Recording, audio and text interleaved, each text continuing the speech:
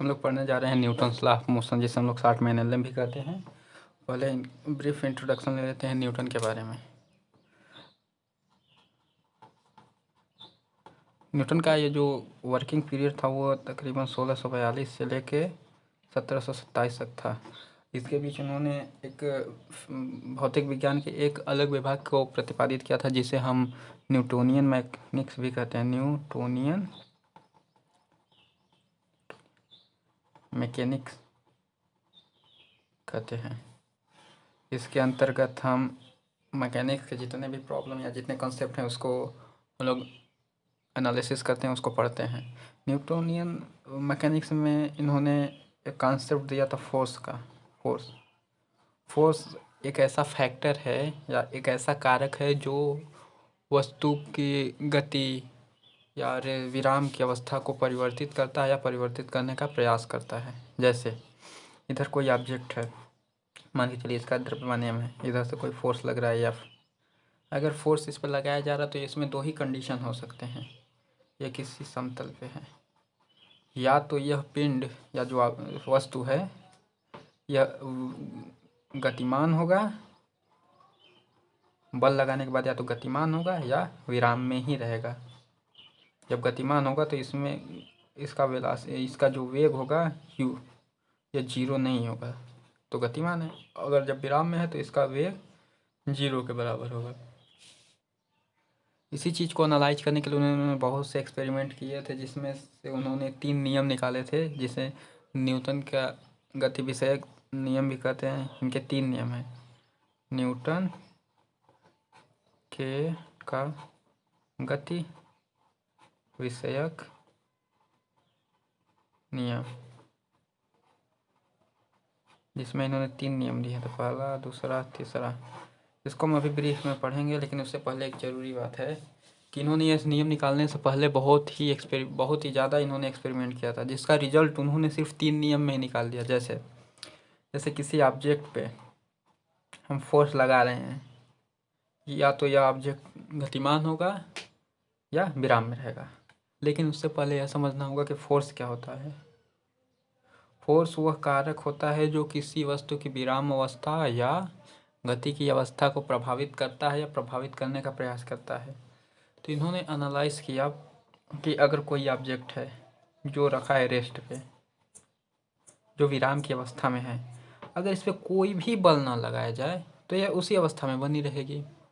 या कोई वस्तु जो किसी वेग u से गतिमान है, अगर इस पर कोई फोर्स नहीं लगाया जाए तो यह हमेशा ही गतिमान रहती है। इसका एग्जांपल है, जैसे इधर एक कोई टेबल है, या टेबल पे इधर कोई ऑब्जेक्ट रखा है, इस पर अगर हम फोर्स लगाएंगे तो यह यहाँ से शिफ्ट हो जाएगा इधर। मतलब फोर्स लगाए तो शिफ्ट हो गया, तो मतलब अगर बल लगाएं तो गत्यावस्था में आ गया, और अगर बल ना लगाएं तो यह वहीं रह जाएगा। तो इन्होंने पहला नियम दिया कि यदि कोई वस्तु विराम की अवस्था में है तो वो विराम की अवस्था में ही रहेगी, या गति की अवस्था में है तो गति की अवस्था में ही रहेगी, जब तक उस पर कोई बाह्य बल ना लगाए। जिसमें अभी इसी एक्सपेरिमेंट को उन्होंने किया था। तो इतना बड़ा एक्सपेरिमेंट को उन्होंने एक छोटे से डेफिनेशन में बता दिया कि ये पूरे इस एक्सपेरिमेंट का रिजल्ट क्या था। यह पहला नियम है। दूसरा नियम, अब उन्होंने और एक्सपेरिमेंट किया, तो दूसरा एक्सपेरिमेंट क्या था कि मान के चलिए उन्होंने कोई फोर्स लगाया या बल लगाया या किसी बॉडी पर या किसी पिंड पर। तो इन्होंने देखा या एनालाइज किया, इसका द्रव्यमान मान लेते हैं। तो इन्होंने एनालाइज किया कि यदि अगर हम किसी वस्तु पे अगर बल बढ़ा रहे हैं, बल लगा रहे हैं और बल लगा रहे हैं, तो इसमें जो एक्सेलरेशन होता है, मान के चलते हैं ये है, अगर हम किसी वस्तु पे अगर बल लगाएं तो उसका एक्सेलरेशन इसी बल के अनुपात में होता है। जैसे मान के चलते हैं ये ऑब्जेक्ट है जो 2 kg का है, और इस पर हम फोर्स लगा रहे हैं 10 न्यूटन का, तो एक्सेलरेशन आ जाएगा 5 मीटर पर सेकेंड स्क्वायर। तो इन्होंने देखा कि जब इस पे 2 kg ऑब्जेक्ट पे 10 न्यूटन का फोर्स लगाएंगे तो त्वरण या एक्सेलरेशन 5 मीटर पर सेकेंड स्क्वायर है। जब हम इस फोर्स को बढ़ा दे रहे हैं तो त्वरण भी बढ़ जा रहा है। अगर इसी ऑब्जेक्ट पे हमने 20 न्यूटन का फोर्स लगाया तो त्वरण 10 मीटर/सेकंड स्क्वायर हो गया। तो इसी चीज़ को उन्होंने देखा कि जब किसी ऑब्जेक्ट पे फोर्स बढ़ा रहे हैं तो एक्सेलरेशन भी उसी रेशियो में बढ़ रहा है, यानी जिस रेशियो में हम फोर्स बढ़ा रहे हैं एक्सेलरेशन भी उसी रेशियो में बढ़ रहा है। अगर हमने फोर्स दोगुना कर दिया तो एक्सेलरेशन यानी जो त्वरण है वो दुगुना हो गया। यदि हमने बल 4 गुना कर दिया तो त्वरण 4 गुना हो गया। अगर बल हमने आधा कर दिया तो त्वरण भी आधा हो गया। तो इन्होंने एक रिलेशन निकाल दिया कि किसी एक ऑब्जेक्ट, किसी फिक्स ऑब्जेक्ट के लिए, इसमें हम द्रव्यमान को कंसीडर नहीं करें क्योंकि इसका द्रव्यमान यहाँ भी 2 kg है, यहाँ भी 2 kg है, यहाँ भी 2 kg है। तो जब द्रव्यमान कांस्टेंट रहे या फिक्स रहे या नियत रहे तो उन्होंने एक रिलेशन निकाला जिसे जिसे हम मैथमेटिकली फॉर्म में लेते हैं कि जो त्वरण है, जो लगाया गया बल है, वह त्वरण के समानुपाती होता है। अगर यानी त्वरण बढ़ेगा तो फोर्स भी बढ़ेगा, त्वरण बढ़ाने के पहले फोर्स लगाया जाएगा। या तो इसको एक और शॉर्ट फॉर्म में लिखते हैं, यह तो मैथमेटिकली है लेकिन असली मैथमेटिक्स आ जाएगा कि त्वरण जिसे ए से प्रदर्शित करते हैं, जो त्वरण है यह बल के अनुपाती होता है, यानी बल जब बढ़ेगा तो त्वरण भी बढ़ेगा। यहाँ यह समानुपातिक नियतांक है, अल्फा अल्फा की तरह है, इस तरह यह समानुपातिक नियतांक है। तो अब ये एक इस तरह आ गया। पहला इधर मान के चलते हैं कोई कांस्टेंट है, यानी ए इज इक्वल टू के इंटू एफ, पहला इक्वेशन है। और दूसरा उन्होंने किया कि हमने फोर्स को फिक्स कर दिया, फोर्स तो एफ आई लगेगा। अब द्रव्यमान हम वेरी कर रहे हैं। जब इन्होंने देखा कि हम इसमें त्वरण है, हम जब इन्होंने देखा कि हमने फोर्स लगाया किसी भी द्रव्यमान के पिंड पर तो एक्सेलरेशन आ रहा है, त्वरण आ रहा है। लेकिन अगर हम इस वस्तु का द्रव्यमान बढ़ा देते हैं तो एक्सेलरेशन घट जाता है, इसका द्रव्यमान घटा देते हैं तो एक्सेलरेशन बढ़ जाता है। तब रिलेशन आया कि एक्सेलरेशन जो है वह द्रव्यमान के इनवर्सल यानी व्युत्क्रमानुपाती है। मतलब इस चीज़ का मतलब क्या है कि अगर द्रव्यमान बढ़ेगा या इसका इंक्रीज मतलब बढ़ेगा, और तो 1/m का मान घटेगा यानी अल्फा का मान घटेगा।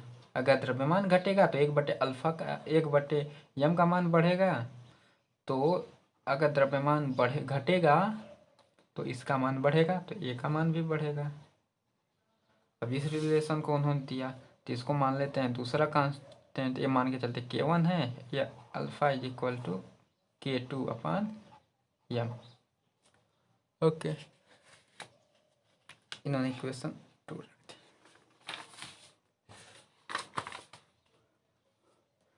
अब इन्होंने इस इक्वेशन 1 और इक्वेशन 2 को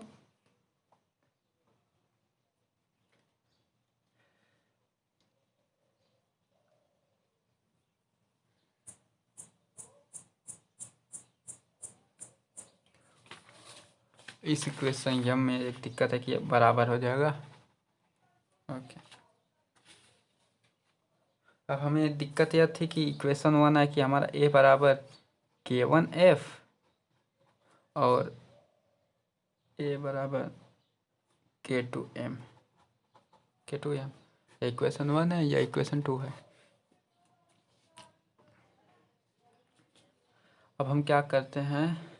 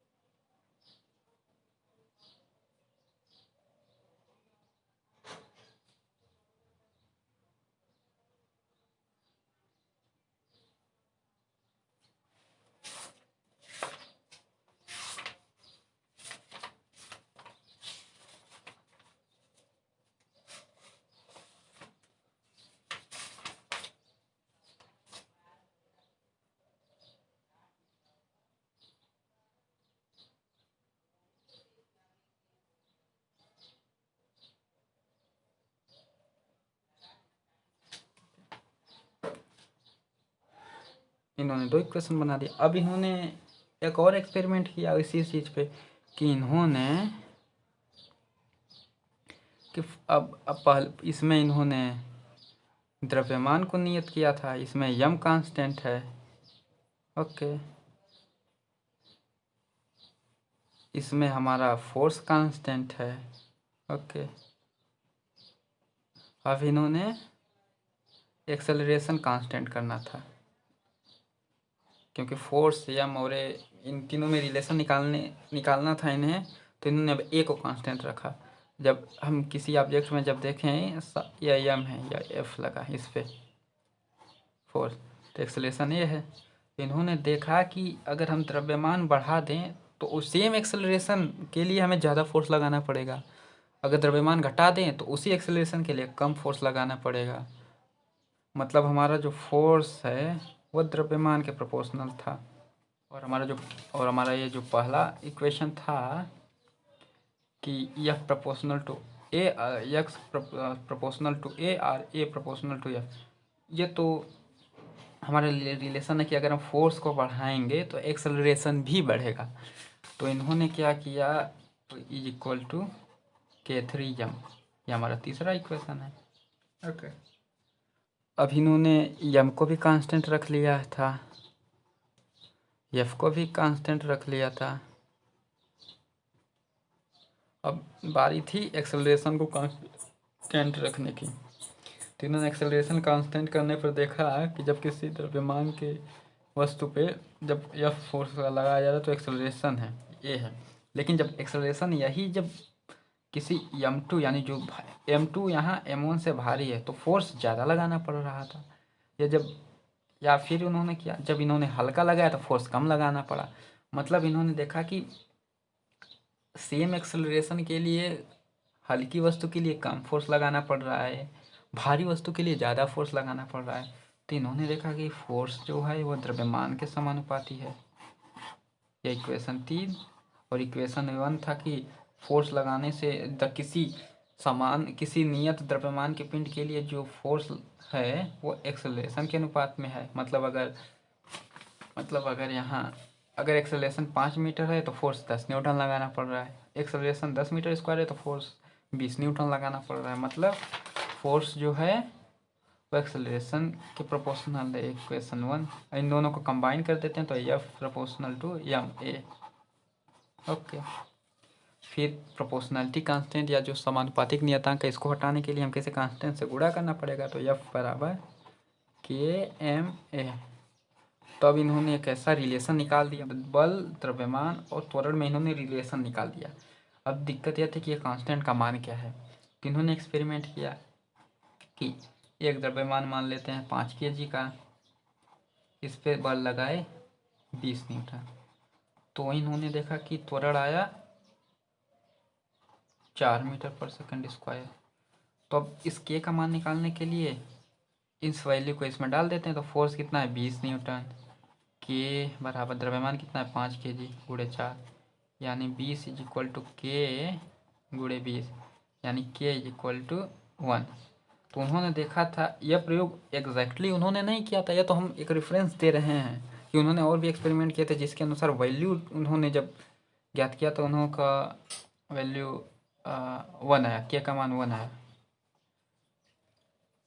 तो यहाँ इन्होंने एक रिलेशन निकाल दिया, F is equal to M A. तब इन्होंने दूसरा नियम लगाया कि अगर किसी वस्तु का द्रव्यमान मान लेते हैं यम है, उसमें उत्पन्न त्वरण ये है, तो हमें इसका बल ज्ञात करने के लिए ये जो फार्मूला उन्होंने निकाला F is equal to M A. Example है कि अगर किसी पिंड का द्रव्यमान 2 kg है, इस पर हम 12 न्यूटन का फोर्स लगा रहे हैं, तो त्वरण ज्ञात कीजिए। तो हमें एक्सेलरेशन ज्ञात करना है, तो त्वरण हमें नहीं पता है, तो त्वरण ज्ञात करने के लिए हम फार्मूला पे मान रखेंगे, तो F is equal to M A. त्वरण का मान आ जाएगा एफ बाई एम, एफ का यहाँ मान 12 है, एम का मान 2 है, इसका मतलब 6 मीटर पर सेकेंड स्क्वायर। तो दूसरा नियम उनका यह था कि इन एक्सपेरिमेंट को करने के बाद दूसरा नियम यह था कि किसी वस्तु पर बल लगाने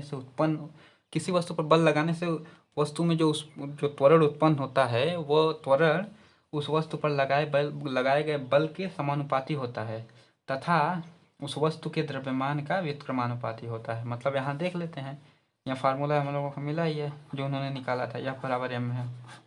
तो हम इसको दिखाते हैं, ये जो है A is equal to F/m, यानी किसी वस्तु पर बल लगाने से उत्पन्न त्वरण A उस वस्तु पर लगाए गए बल के समानुपाती, यानी बल के समानुपाती है और द्रव्यमान के व्युत्क्रमानुपाती है। तो तीसरा नियम था कि यदि कोई वस्तु किसी दूसरी वस्तु पर बल लगाती है तो दूसरी वस्तु भी पहली वस्तु पर उतना ही बल विपरीत दिशा में लगाती है। इसका मतलब यह है कि यदि कोई ऑब्जेक्ट है